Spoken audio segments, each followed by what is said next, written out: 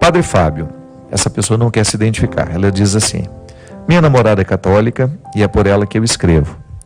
Tenho dúvidas a respeito do segundo casamento. Ela já foi casada, mas comprovadamente, padre, o seu marido a traiu. Por esse e outros motivos, eles se separaram. Após um tempo, eu apareci em sua vida. Padre, tenho confiança de que ela é o amor da minha vida. Sou muito apaixonado por ela, mas ela tem resistências. Diz que tem medo de não estar fazendo o que Deus quer ao separar e ter essa nova relação. Eu quero muito, padre, casar-me com ela, ter uma família. Eu nunca fui casado e ela se casou na igreja. Deus prefere que ela continue vivendo uma vida triste, mas com o marido que casou pela primeira vez, ou que ela viva uma vida feliz? Mesmo que esse feliz seja ser no primeiro casamento, seja sem ser no primeiro casamento. Só para o senhor ter uma ideia, padre, ela já até se separou no civil.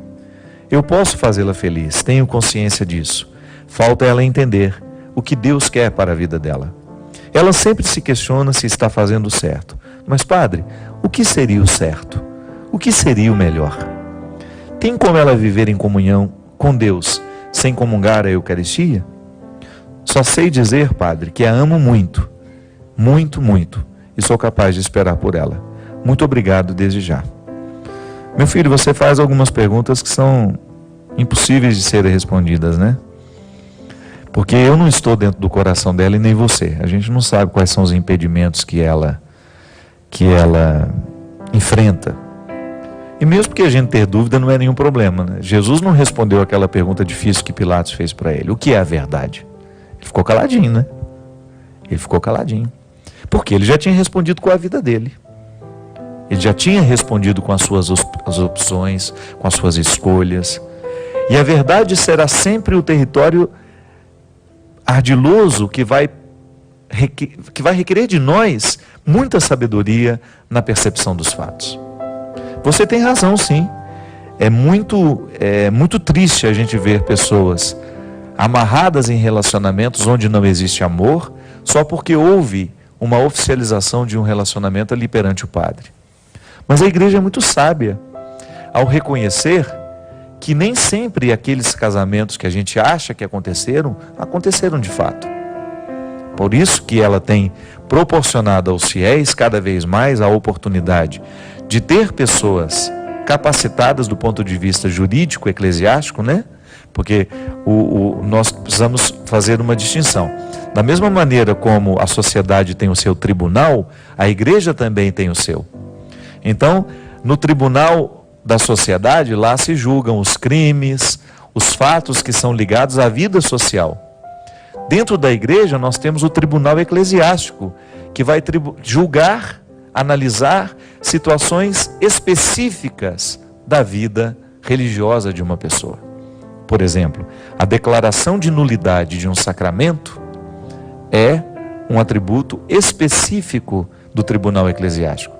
Por isso, você não diz o seu nome aqui, se você tem alguma dúvida em relação à validade do seu casamento, procure na sua paróquia.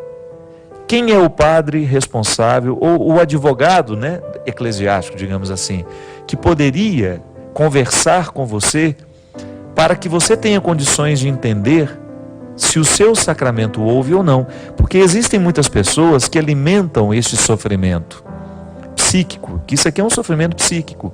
A menina tem a consciência do valor do sacramento e ela não quer estabelecer um segundo relacionamento, embora ela tenha o direito de estabelecer, porque ela vai deixar de comungar, mas ela não é expulsa da igreja.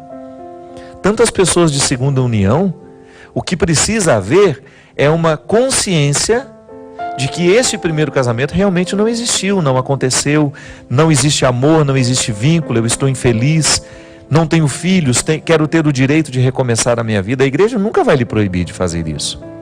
Para isso ela vai lhe dar todos os conselhos necessários, né, para que você possa aliviar um pouco desse sofrimento psíquico, que eu volto a dizer, é um sofrimento que realmente perturba uma pessoa que quer e deseja ser fiel à igreja.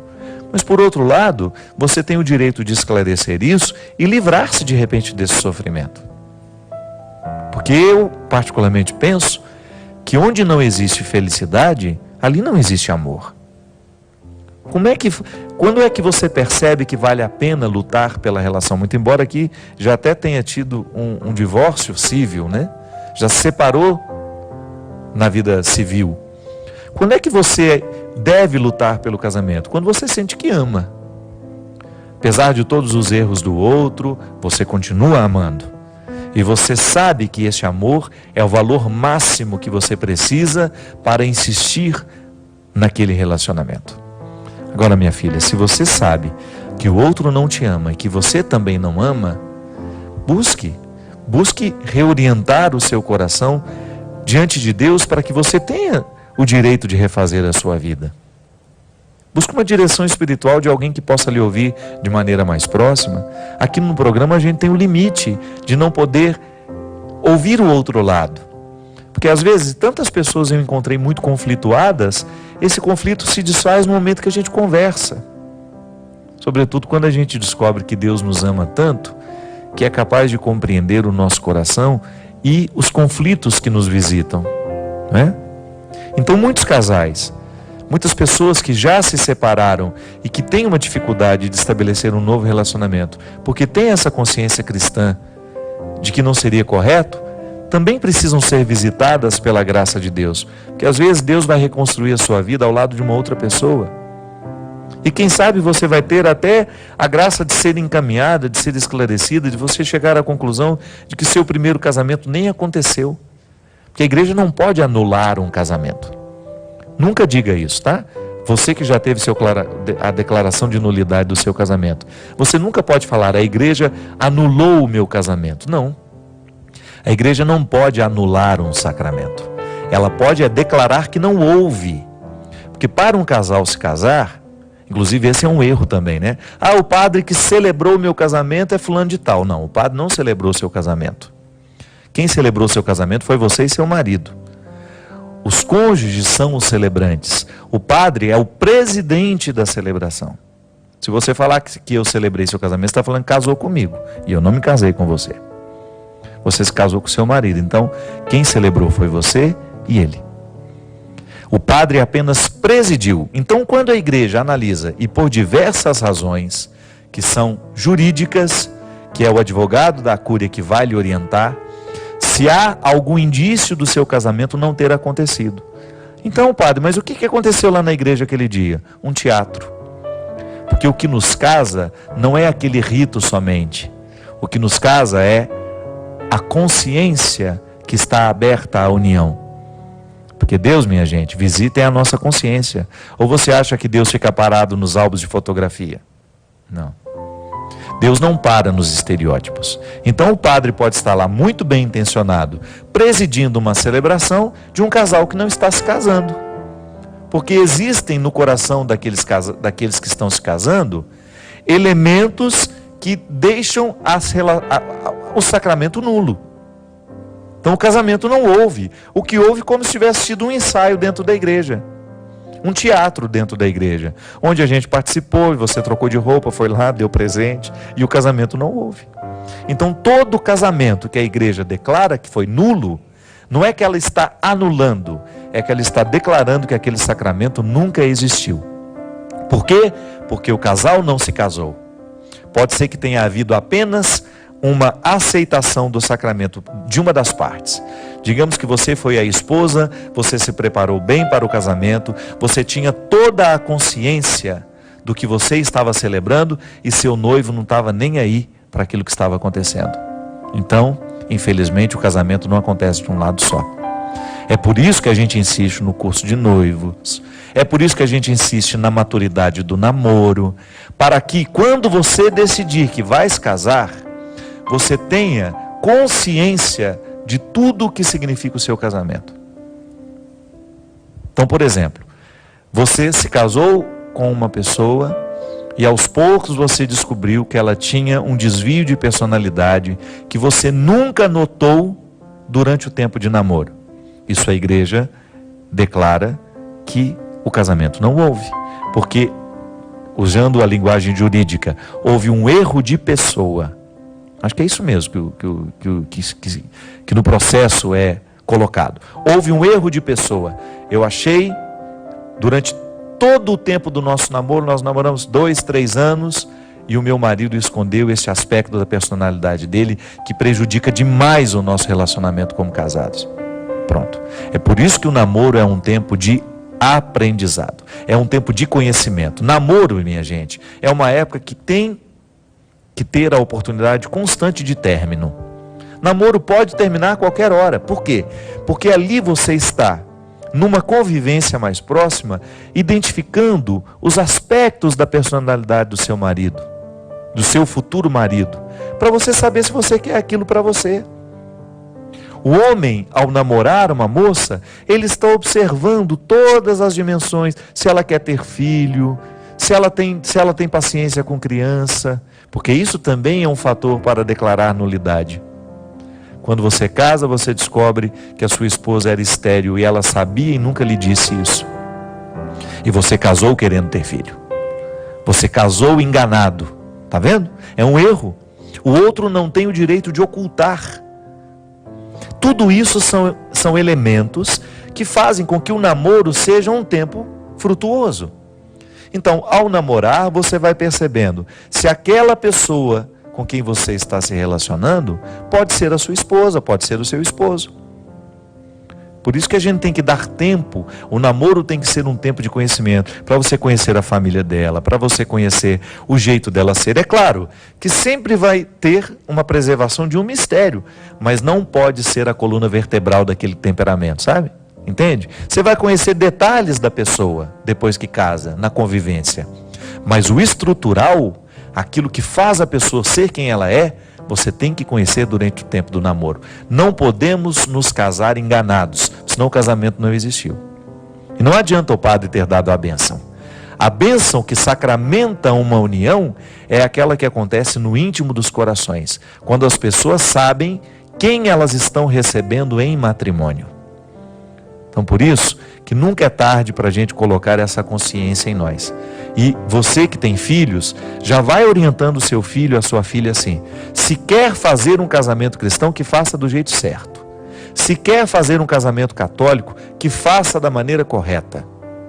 É por isso que em muitas dioceses, os bispos não aceitam, e com razão, casamentos fora da igreja, casamento no sítio, casamento ali, casamento ali. Por quê? Porque casamento não é teatro. É uma manifestação pública do amor que a gente tem um pelo outro e da comunidade que nos recebe.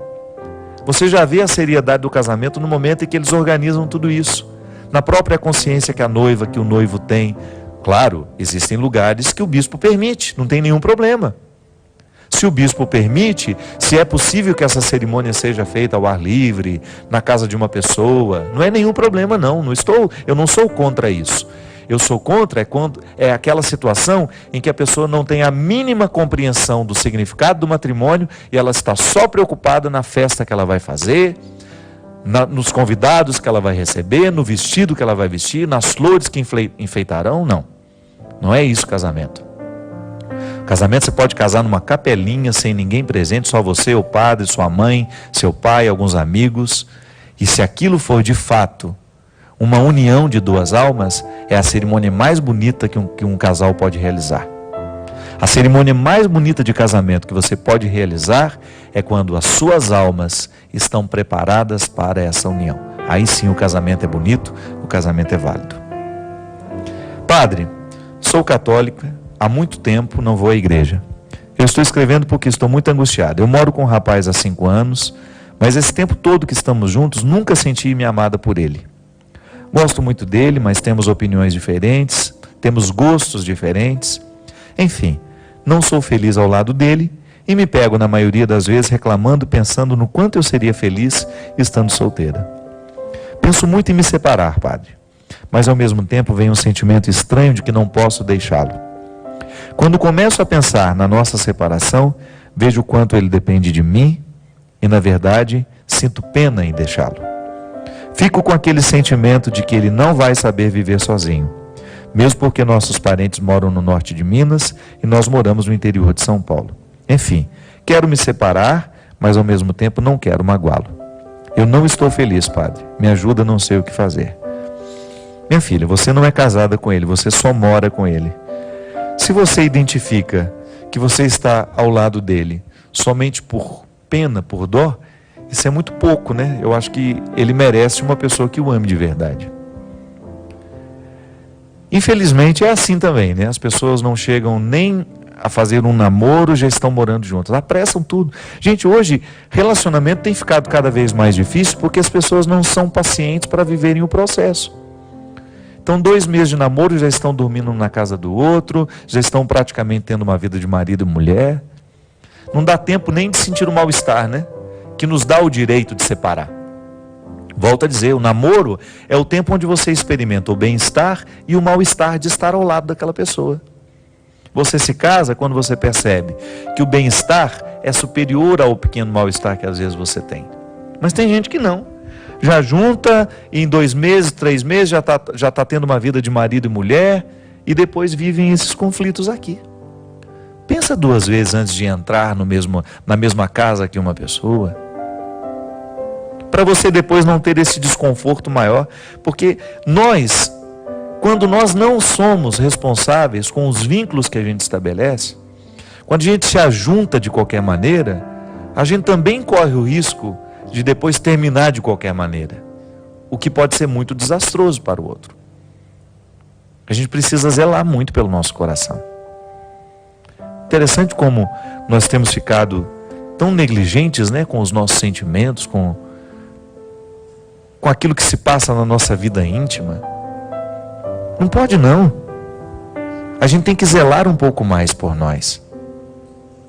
A gente falava aqui no início do programa que a gente tem o direito de se aproximar de Deus com todas as nossas mazelas, né? Com todas as nossas misérias.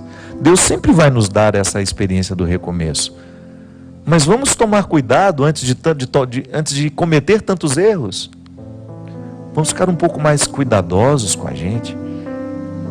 Fique um pouco mais cuidadoso com seus sentimentos, com os vínculos que você estabelece, com as escolhas que você faz. Você continua tendo, depois que deu errado, alguma coisa deu errado na sua vida, você continua tendo o direito de se aproximar-se deste altar, de encontrar esse sumo sacerdote que tudo perdoa, que tudo restaura, que tudo transforma. Deus não tem problema com o pecado.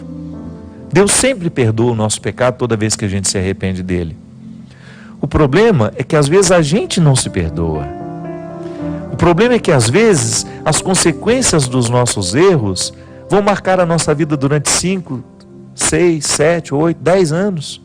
Às vezes marca uma vida inteira. Imagina, digamos que a gente vai ter 80 anos de vida, uma perspectiva boa, né? Digamos que a gente passe aí 10, 15 anos amargurando escolhas erradas, porque nos faltou um pouco de cuidado. Essa vida é muito curta, minha gente. Zele pelos seus sentimentos. Olhe-se com responsabilidade. Volto a dizer, Deus não tem problema com o pecado. Deus não tem o problema com os erros que a gente comete. Mas os erros deixam consequências. Por isso, antes de errar, antes de dar um passo em falso, analise se vai valer a pena. Antes de entrar para dentro de casa para morar juntos, analise se vai valer a pena. Não seria mais interessante você viver um namoro conforme manda as regras? A tradição nos ensina tantas coisas boas. Erra menos aquele que obedece essa tradição.